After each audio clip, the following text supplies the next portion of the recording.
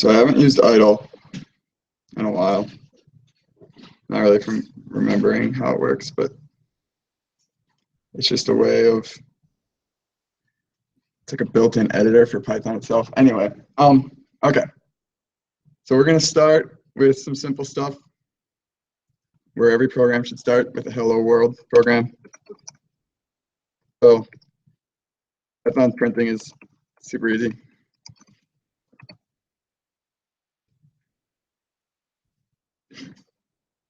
There.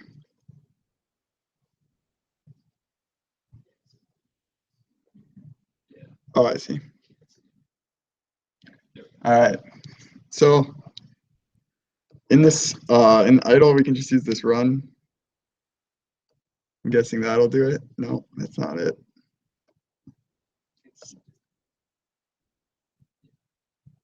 Oh, okay. Okay.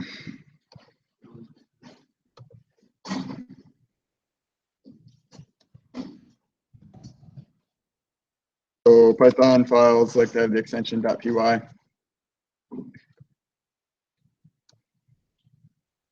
right, so there it is. Hello world. All right, we are rolling. All right. And then so there's a few ways you can print things if you have multiple things to print. One way is using commas. So hello, comma, world. And then there's a F5, yeah. Oh, what's happening? Why is this happening?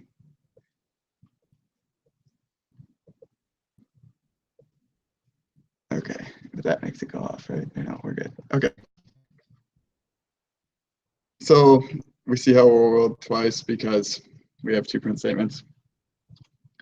Another way is using pluses, but you kind of got to be careful with pluses because they will just combine whatever you have there. So there's no space there because I didn't put a space. It can be kind of difficult to format with using that for concatenation.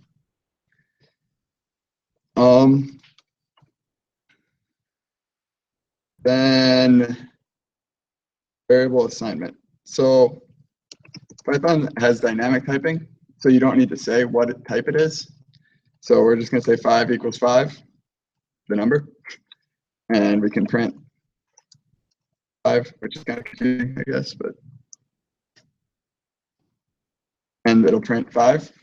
Also, so this, you can just change the type on the fly as well. So we can just say 5 equals 5, but in the quotes, which means it's a string. So we can print 5. Just again.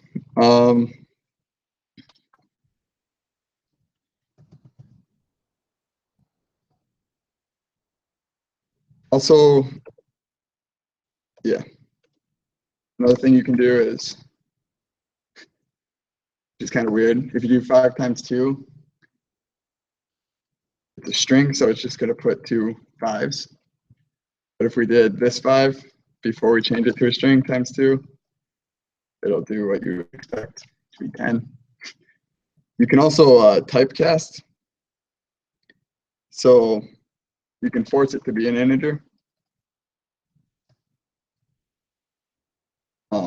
Just like this. And then it'll behave like a number. What was next?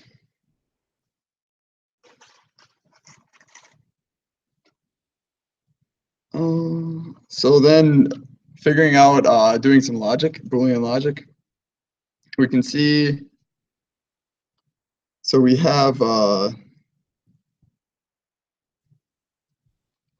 so we can just print 5 equals 5, which is true. So we would expect some true output here. And that's what we get as expected.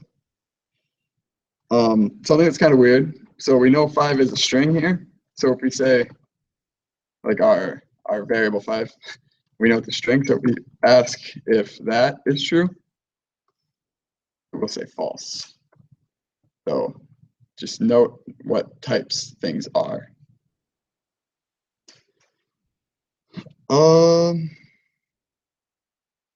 But also another good feature is you can make it into an integer, and then you might not expect it to equal this, even though you'd want it to.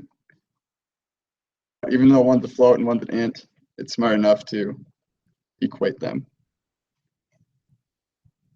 All right, so it's probably good there on printing and variable assignment. So a couple of data structures that Python has are lists and dictionaries. So we'll look at lists first. This is how you declare a list. To create it, we use the square brackets and just let's put some different numbers in there so it's not like ordered.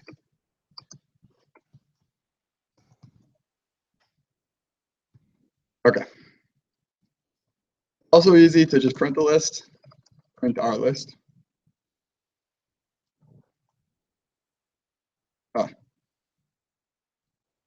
Out list.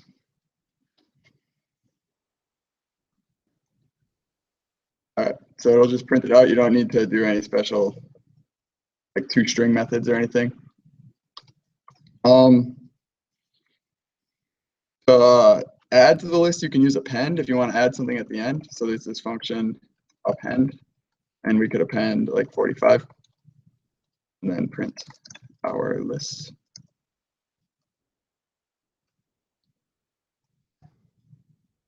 So now it has 45 on the end. You can also, if we want just like one element, you index it with the square brackets. So if we want just the first elements, they're 0 counting arrays. So it would be 12. And if we want to change it, we can, if we do that for our thing here.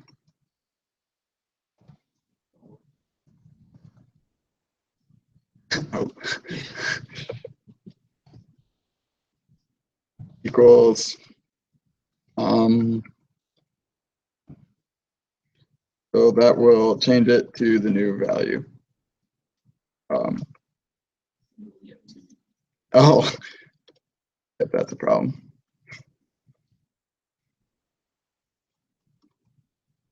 All right. Simple enough with lists. If you want to iterate through the list, Python also makes this really easy. So for, since we have this number, but this can be anything, that's whatever you want it to be. In our list, you can print number. This will print one number at a time, starting from the beginning. You could also do this as a summation. You could use this to do a summation. So start sum at 0, and then Python uses plus equals, and you, oh, I didn't print it, but it sums the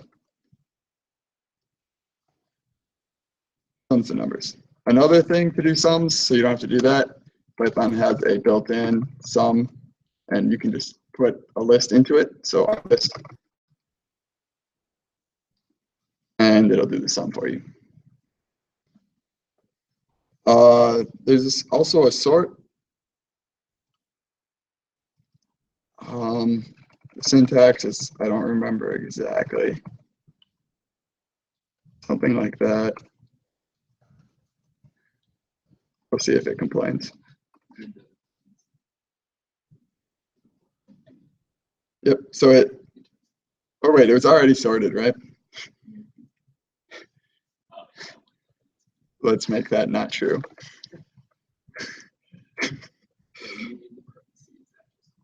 Do we? Okay.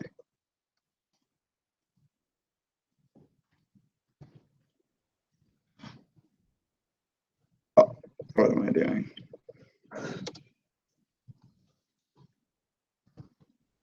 Yep, so then it'll sort it. So that's some easy stuff. That's just, Python makes a list really easy. We will keep our list around, but now we're going to create our dictionary.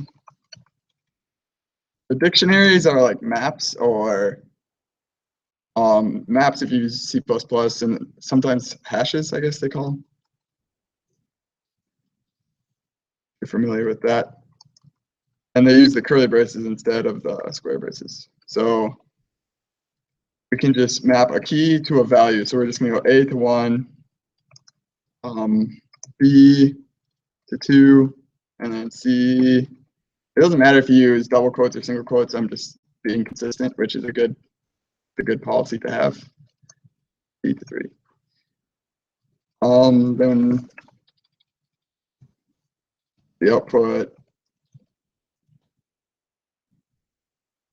I think one problem is I'm used to autocomplete editors, so I don't have to worry about spelling things right. Anyway, so there it outputs it.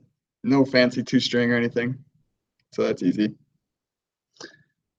If we want to access things in it, you have to access by key. So if you want whatever A it has, you know, is 1. So it'll print out 1. You can also iterate through these, which it actually just iterates to the keys.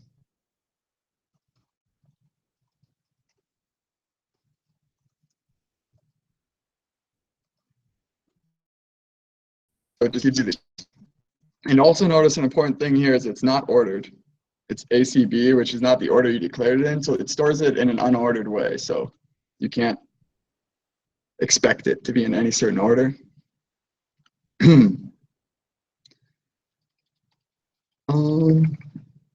So one weird thing we can do, so we can make a strange list. Strange list. This is one thing about Python that's pretty different from a lot of other languages. So we could do string here. 5 is my number today. We could put a list in the list.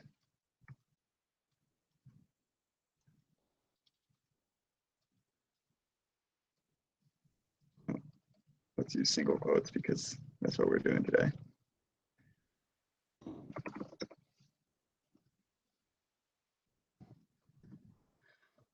And then you could even put a dictionary in a list. So we can even just say our dictionary. So we don't have to retype it.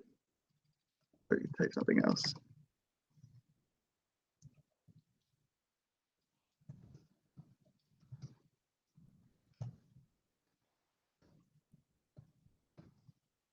So it'll just print it out, and it doesn't care that things are totally different from each other.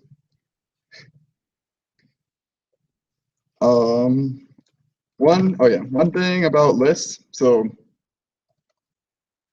one thing you can do is you can use negative indices, and that starts from the back. So -1 is the last item. So we know our last item is our dictionary, so we're grabbing the last item, and then we can grab any key from that. So we could say B. So we'd expect to get 2 here. We're grabbing the last item of our list, which is our dictionary, and then we're grabbing the value with the key B, because we know that's what it is. So it's 2, as expected. And then if we wanted to grab this guy in the middle here, so this is an array or a list in a list. So it starts at 0, 0, 1, 2, so it's the second. And we could count from the backwards and it would be -2, but we'll just go forward to be logical.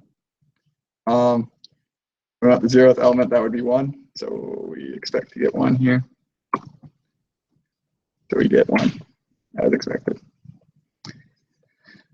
Okay, so that's pretty much everything with lists and dictionaries, like the basics anyway. So I guess we can keep these around, but we can use them later. So now we're going to talk about functions. Oh, actually, one more thing about lists. So there's this function called range, which it goes, so this would be, as it says, start, stop, and step, or you can just do stop. So if you want 0 to 10 exclusively, so it'd be 0, 1, 2, 3, 4, 5, 6, 7, 8, 9. It gives you that, and it makes a list. So range 10 is a list with 10 elements, 0 through 9, which we can see. Keep doing that. So there it is. So the useful thing with this is it's good in combination with the length function. So length list. So we can get the length of our list, and we can wrap that in a range function. Oh. Range length of our list. So this will give us 0, 1, 2, 3, 4, 0, 1, 2, 3, 4, because our list is 5 elements long, which is nice because if you want to do a for loop and you want just the indices instead of grabbing the objects, you can say for indice I in range length of our list, print our list I. This is just a very common way of iterating through a list by indices. Very useful. All right, yeah, now we'll talk about functions. So functions are a way of creating scope in Python. And scope is just ways of defining areas where variables can access and can't access. And it also creates a sort of modularity and abstractness. So if we have just a function of, so let's just call it function for now. Okay.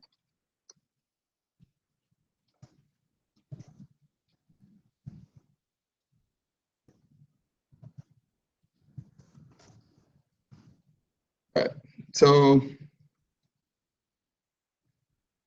doesn't print anything because we didn't call the function and we didn't use it. So if we call function here at the end, we need these parentheses.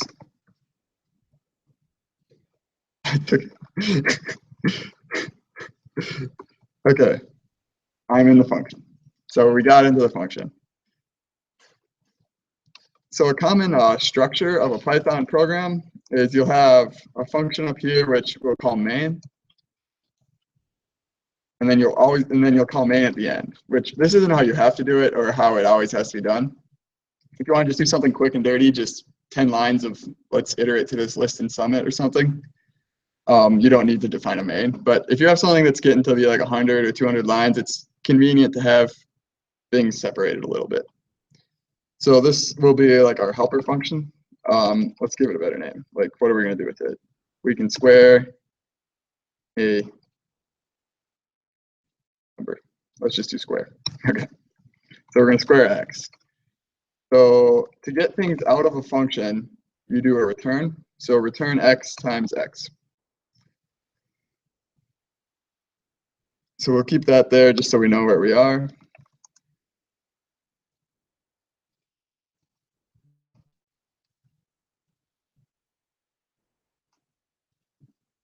So it just squares 10. Pretty simple. How are we doing on time? Okay, still quite a bit of time. Okay.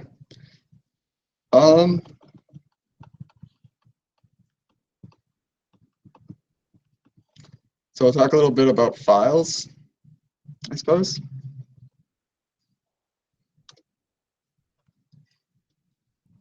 So let's use our list here. So it's generally bad to have things in the global area. So this means things that aren't in a function, defined in a function, they're available globally, which it's bad for reasons that are kind of complicated, and mainly because you don't want to repeat a variable. You want to just have them limited to their own scope. So if you can, just put them where they're only needed. Sometimes it's really convenient to have a global variable, and I don't know why they recommend so strongly not to sometimes, but I've done it before myself, so it's not like the end of the world. Okay, so or number in our list.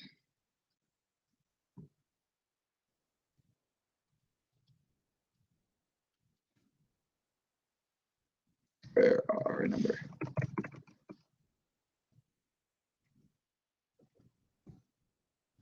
Let's get rid of this. Well, let's click it there because it's kind of nice. It's always nice to know where you are. So there's a couple ways to open a file. One way that's kind of convenient, so you don't have to remember to close it. If anyone's done things with like C and C++, if you forget to close out problems, then one way that's convenient in Python is you can create a scope where the file will exist, the file like pointer, and then once it leaves that scope, it closes the file for you.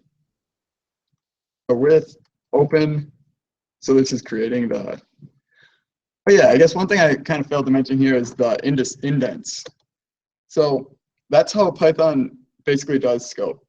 Where other languages you have the curly braces, in Python, to do the equivalent of curly braces, they just do indentations, which it doesn't matter how much you indent as long as you indent by the same amount through the whole program. I think the whole program, or through a whole scope. I don't think it even needs to be the same amount through the whole program, but so I could use here where I'm using like a tab up here. I'm pretty sure. We'll see if it tells me not to do that. Oh yeah, oh, also this is a good chance to talk about something I totally forgot to talk about right at the beginning, is comments. So Python uses hashtags, or whatever you want to call them. I call them hashtags, to comment out lines. So everything after a hashtag will not be executed. So we could put like, yeah, you know how comments work. So yeah, it didn't complain about that. So you can use different amounts of spaces as long as you use the same for the whole scope. And it'll tell you if it's wrong. So, and we could just like do that real quick so that we see what errors look like.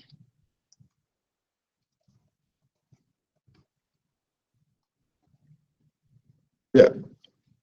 Unindent does not match any outer indentation level. So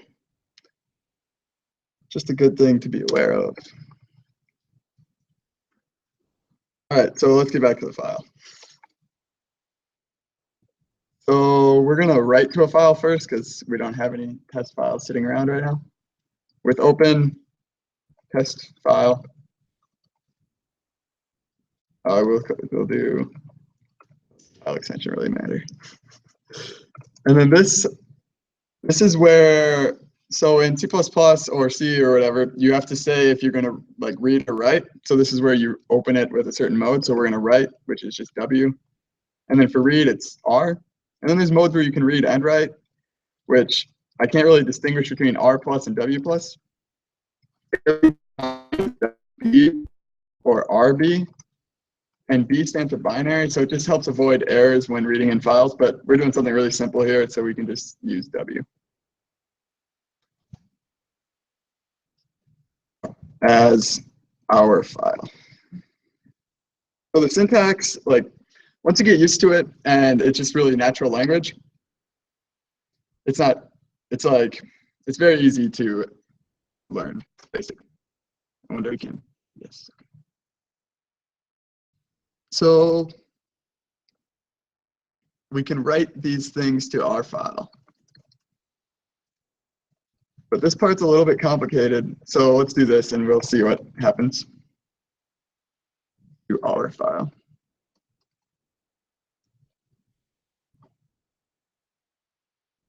Right, so it doesn't want to write a number to the file. It says it has to be a string, so we can force it to be a string with this str.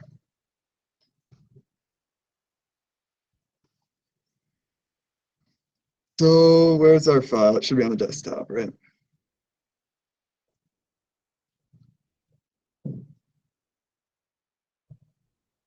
So it just wrote out the numbers, the squares of each number, I guess, but there's no formatting there, which is bad.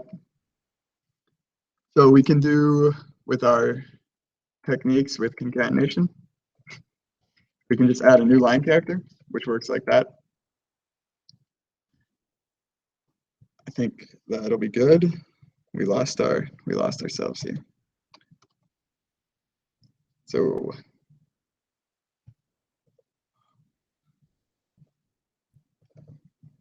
all right, so I made the new lines. I also think there's a right line. Correct me if I'm wrong. I guess Python can correct me if I'm wrong here. Right line. And then we don't need the new line. Oh yeah, there's no right line. Okay, so yeah, if you want to have new lines, you got to add them yourselves. Then what we can do, similar type thing, we can read in the file. Just gonna copy that whole block here and just read it. And the nice thing is, since we created the scope where it was our file in that previous block, the width block there, we can just use the same thing again because the R file is like it got deleted, so it doesn't matter. So we're gonna read the file now that we've written it.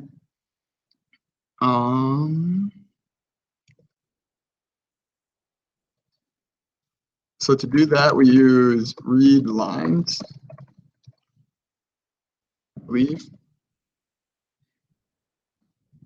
And let's just see what that looks like.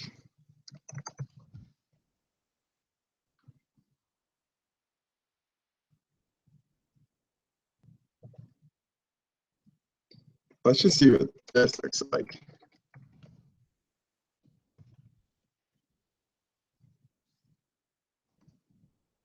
You don't need those. It won't get mad at you if you put semicolons at the end, but you don't need them. So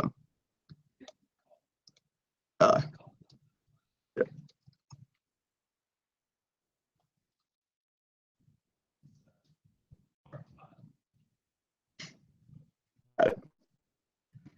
All this. Okay, so when we read all the lines, it just makes a big.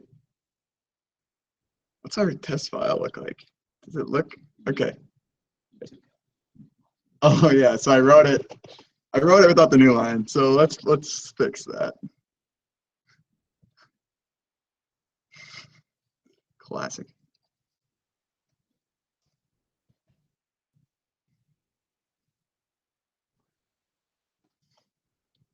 All right, so there's our numbers, which obviously they're not numbers right now, they're strings with new line characters on the end. So what we can do is this function called strip, which works on string objects. It'll take away white space from the beginning and the end and new line characters from the beginning and the end. And maybe some other ones like tabs, characters that are just extraneous that you don't really want. And then we can also force it to be an integer. So once we know they're integers, we can just say int those. Oops. Oh, I'm not doing this.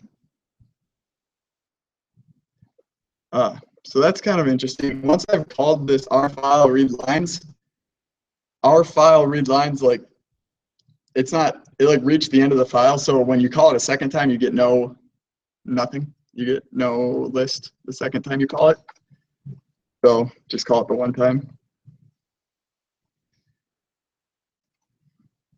All right, so there's our numbers, which are the squares of these numbers that we wrote to a file, then read back out of the file. I don't know what else we want to do with them. That's kind of the extent of the basics. Reading files, writing files, printing, doing some string formatting. Oh, I guess one thing that might be interesting would be to write the file, or write the number and write it square. So if we write both, I'm saying. We don't do the square, we just write the number. So this is, it's basically it's going to create a file with two columns.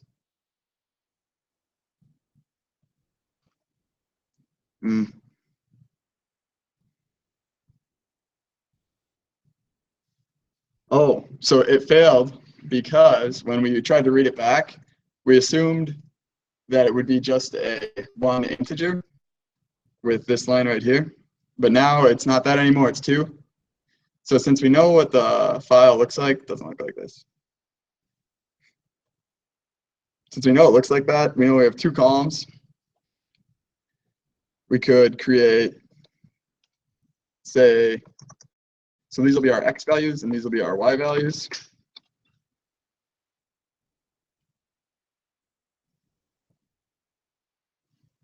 So X dot append. We're just going to make a list of all the values in the first column. So to do that, we use this split. So this will split the line by white space by default, but you can put any character here. So if we had like a comma separated file, you could put a comma and it would split each line by commas. So then this returns a list like we've been working with the whole time. So let's just use space. And we want the 0th. That would be the first column. We don't want to print that. We just want to append it. And using the same line. Also notice that I'm using X here and the parameters X, and that works because of the different scope stuff as well. Y.append.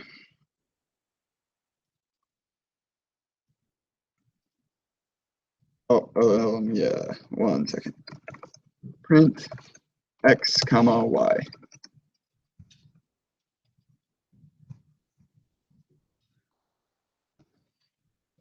So here's our X values and then our Y values. But right now they're strings still, so we need to put int on this whole thing. Which this is the kind of stuff that, so if you're using Python to like parse a file of like number data and you want to like plot it or something with some library, you kind of get into like this kind of formatting stuff. Unless you use a library that does it all for you. Whatever.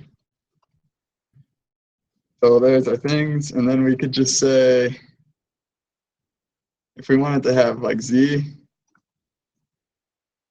I don't know. That's pretty much the basics.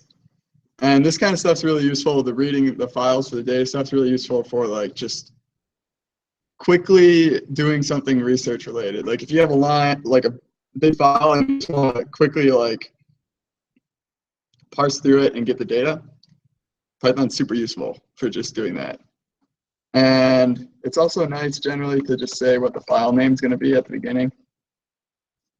We've been calling it test file.txt.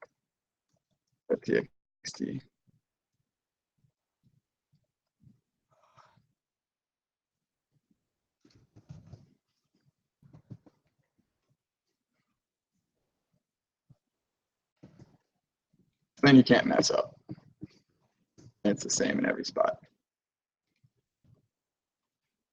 Other than that,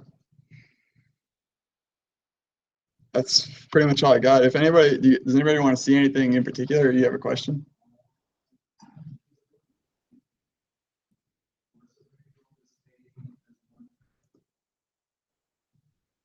Forever? Like have it become an error? Well, okay, so you're saying like, if I was doing the thing like I was doing earlier, like 5 equals 5, and then I wanted 5 to equal something different? Like you're saying you don't want that to be able to be possible?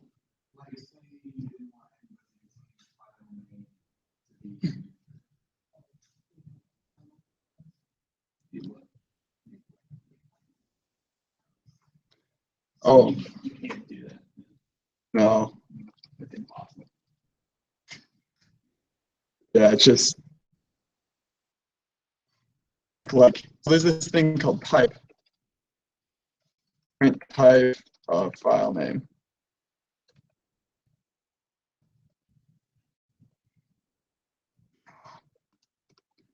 So a type string. So you could say like if, do we even do any if statements? I kind of forget. We missed that part. If type file name does not equal, I mean, they're just very basic. Python makes them very easy. Does not equal type, and then you can just say something you know is going to be a string, so you just do that. Maybe put a space in there. Oh, right here? Okay. It's not equal type string. Then one way to get out of a Python program, like regardless of where it's at, you can just do exit. And then this is the code that you want to exit with. So say like this is a bad thing, so exit 1, which I think usually means bad.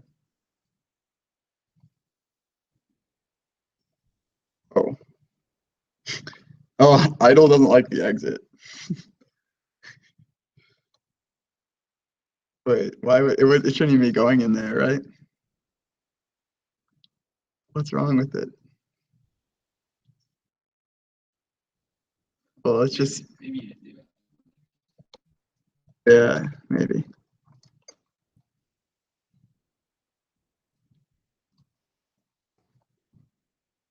Okay, yeah, so it didn't exit. But now if we say file name equals 100, 1,000, I guess that is, huh? Now it went into that block, and now it wants us to kill it. So that's why you could do like a type check with that type function. Yeah, and if statements just work like this. Just be careful that you're not using equals versus double equals, but that goes for every programming language. Unless you're doing like JavaScript, which has like a triple equals. But any else questions, concerns? How you plot? So you need like a library. There's one called Matplotlib, which is the one that is most common, but otherwise built-in Python can't do it.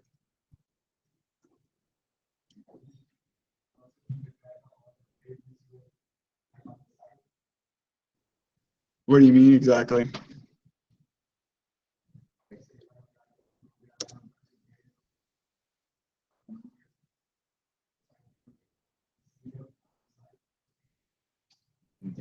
Yeah, you can mount an idle though. There's other IDEs like PyCharm. There's one where you can debug it and it'll show you what all the values are. So PyCharm is like, it's similar to IntelliJ, but for Python. Yeah, I don't use idle. Yeah, I wouldn't suggest using idle if you're doing like some actual like serious stuff. Yeah. Idle is nice for just kind of like playing around with stuff. Yeah, there's also like the interactive mode, which is over here, which is the thing that always pops up with the output. Where did that go? I killed it. I'm a murderer. So in here, you can just do like Python commands and stuff.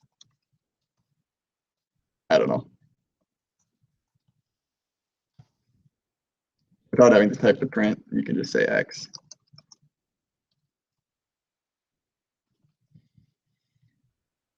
So really, I don't know, you can define functions in here too.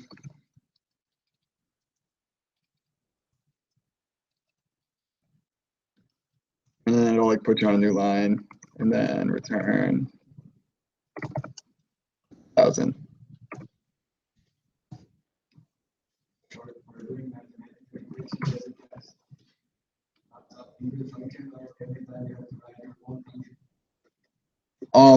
What kind of functions are you talking about?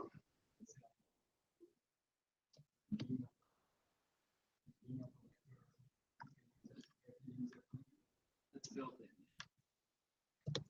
There's an average function. And even if there's not that, like you can just quickly combine the sum and then the length one, which is equivalent. You also need to be careful for like doing integer division versus floating point division, you know, if you've ever ran into that problem.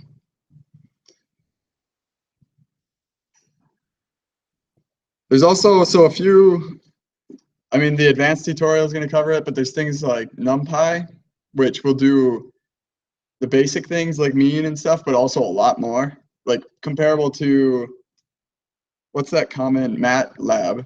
It's very comparable to MATLAB, the NumPy is. And then there's Matplotlib, which will plot, and it works well with NumPy stuff. And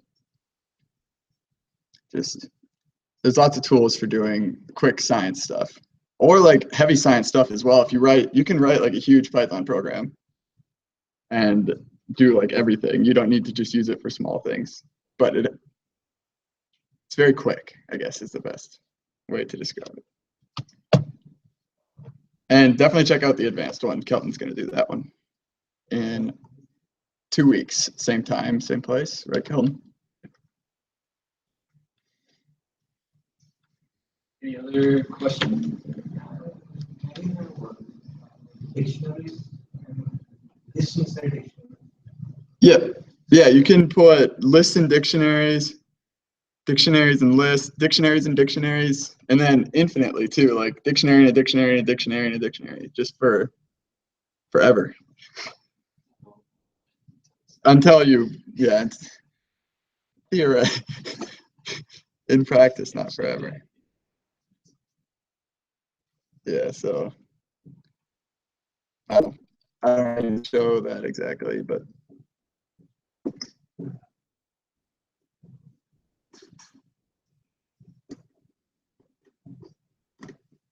all right, that's everything I've got. Any more questions then, or no? We've got one in the live chat. What kind of files can you write and read? What kind of files? File. Any file, yeah.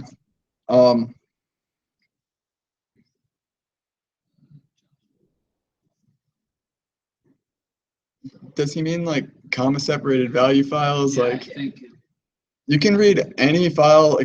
You can even do stuff with like gzip files. You can unzip gzip files and read them with a built-in.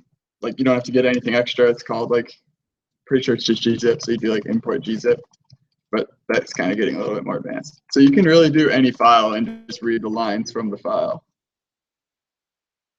You have to know what it looks like generally to parse it.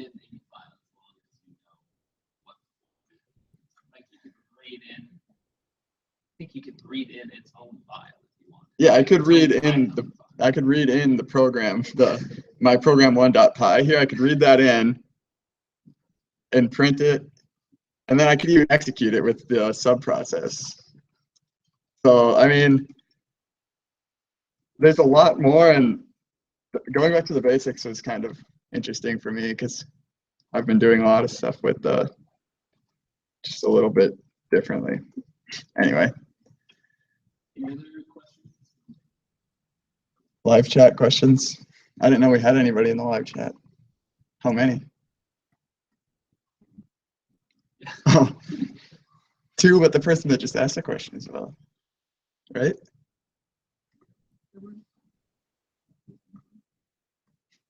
Nice. Well, I hope Josh got his question answered. I hope he stuck around to get his question answered. All right, that's everything I've got.